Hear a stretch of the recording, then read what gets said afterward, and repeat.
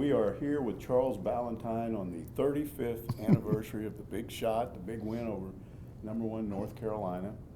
Does it seem like 35 years? No, man, it does not. It's like it was to me a couple of days ago.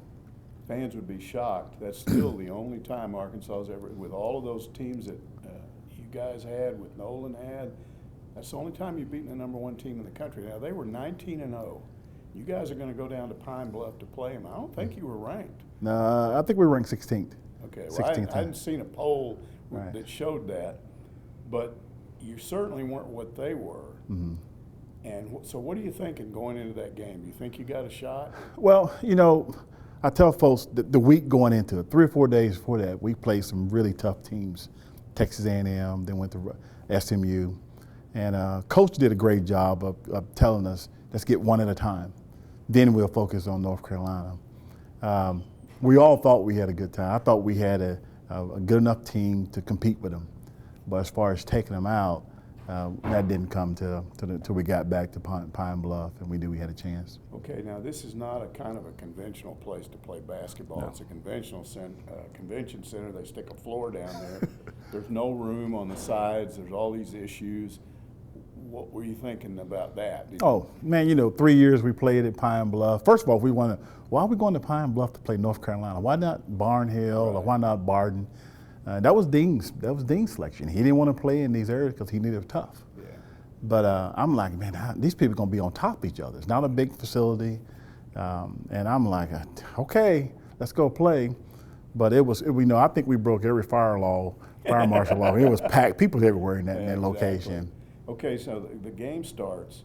I have kind of a vague memory. I think maybe Joe blocked one of Michael Jordan's layup attempts early on, just stuffed him. Now look, I know I didn't. Did you have any idea that Michael Jordan would go on to become probably the greatest NBA player of all time? No, we all didn't. I mean, that first play, when you look at it, Joe and I was on baseline. I remember Michael spinning, and Joe and I blocked his shot at the same time. But we knew right then, we can play with these guys. We knew that they were in our environment, and we matched very similar, but that was the hype.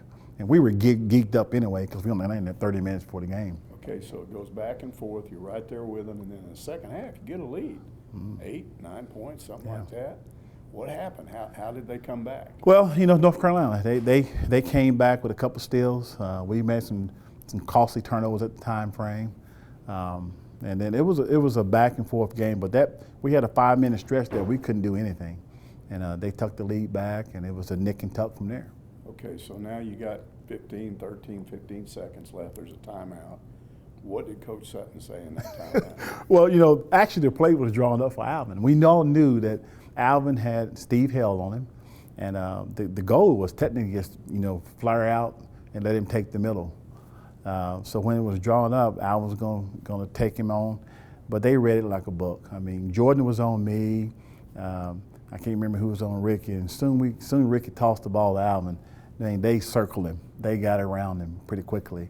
And you notice in the clip, Alvin's trying to find somebody, but they were smothering pretty well. I mean, probably what made it work was it almost looked like he was going to travel to me.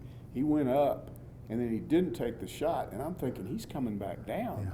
And then at the last second, that pass came out of nowhere. Now, were you shocked by that? You obviously were ready for it, but were you surprised? I was very surprised. If you notice, I reached out for it because I was in my corner, in my spot in that run, in that set. And when I seen him try to shoot, I was going towards the goal, and he saw me, and it was just a last-minute pass out there. How did Jordan leave you open like that? He came up. That's in a man-to-man, you don't trap up, you trap down. And Jordan at the time frame. And again, they read it. They knew Alvin was the person. Yeah. And I didn't hit that many shots during that game, but that one, he went up, and I was wide open. So Alvin noticed it and caught me. Sometimes you can be so wide open you can't make it. That's true. I'm sure there was no thought process. It was just automatic. It was. I mean, it was get the ball, go straight to the goal. I knew time was running down. And then I touched it, and they sealed it. I had a lane. They sealed it pretty quickly. And you notice I kind of fared to the right when I shot it because Sam was right on me. He was looking for the charge, but I kind of leaned over and I was right there. You know, I was looking over the box score from that game, and I can't believe it. You and Joe both played 39 minutes. Can you believe that? Common? That was at that time frame. Yeah, that was pretty common. But for us to play, I mean, I looked at it about the last year. I said, God, did we ever get out of the game? But that was a lot of minutes for a couple guys in there. All right, now they still have 3 seconds left, so they inbound it, call a timeout, so now they got 2. Now I can't remember who inbounds this ball, but they brought in the football player.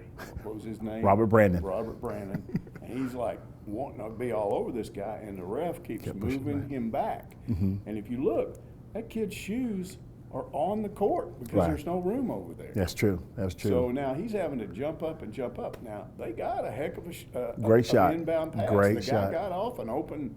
It wouldn't have been a 3, I guess, but he got off an open shot. It was a great shot. And it kind of went off the rim. So were you guys kind of like, whoa? Well, we were. I mean, that was a last minute. You notice Joe rushing out from the court out there rushing at him, but 2 of us went to Michael. And then Steve Hell was wide open. I mean, we thought they were going to Michael and he was going to take a shot where he normally shoots on the right side. But Steve Hell shot to that left, and he was wide open. And boy, if he would have hit that, woo!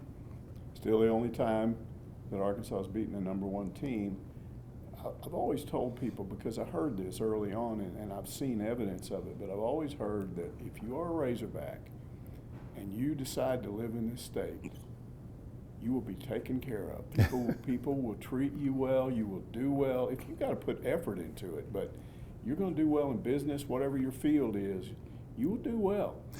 You know, I've been very blessed. Born and raised in Arkansas. You know, watched the Razorbacks play so many times. Idolized some of those players from the times. It was just opportunity. And I got a great family background. My mom took care of us. I got a lot of support in my hometown. You know, I tell people that when I left Newport, Arkansas, I was representing 2 things: one, my family, and my city. And my mom told me a couple of things before I left. She said, go up there and you do a good job. Remember, a lot of people are counting on you. And so I always carried that with me. And I tell young people today, hey, no matter what the name on the back says, you represent the name in front. And I always wanted to do that. Basketball program's struggling a little bit. It has been for a while now. Ever since Nolan left, it's kind of been not what it was, and everybody wants it back to be the way it was. Do you think it'll ever get there again? I think so. I think, these days, you got to understand, when I played back in the 80s, there was 3 things we done: baseball, football, and basketball, and we lived and breathed it. Nowadays, you got so many, these kids got so many opportunities, but you got to make your mind up how you want to do it. We got the right person in it. We got the right state. I think the right players are playing where we are. You got to remember, when I came as a freshman, it was only 1. Me.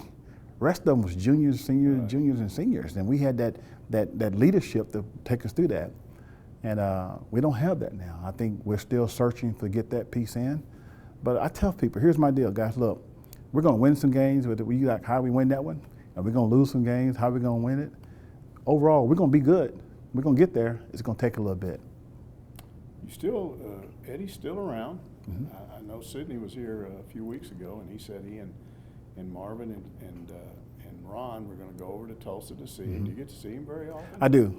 Believe it or not, I talk to Coach Sutton about once a week, or I try to talk to the family once a month. And I think I'm pretty close to him. This guy took a lot of young men, kids in some ways, and kind of raised us to be young men, the people we are today. I think we all are grateful for it. And we know that there's going to come a time where what we learn from him, we got to give it to the next group. And he means a lot to us. He means a lot to us going forward. And hey, without him, I wouldn't be here today. There's 2 distinct programs in the real heyday of Arkansas basketball. There's those Eddie Sutton programs and Nolan program. Do you guys ever mix any at all? And is there any rivalry there, or are you just all Razorbacks? How does that work when you guys run into each other? We all Razorbacks. The name on front is what we all represent. We knew we were playing for a higher cause than ourselves. The state's what we represent, the university we represent. I still talk about this place as my school, my state. And I traveled a lot over the years, and people say, hey, where'd you go to school? I said, University of Arkansas. So you're a Hog? I said, yes. I'm a true Hog, true Arkansan. And hey, go to a real school, that's what I tell them.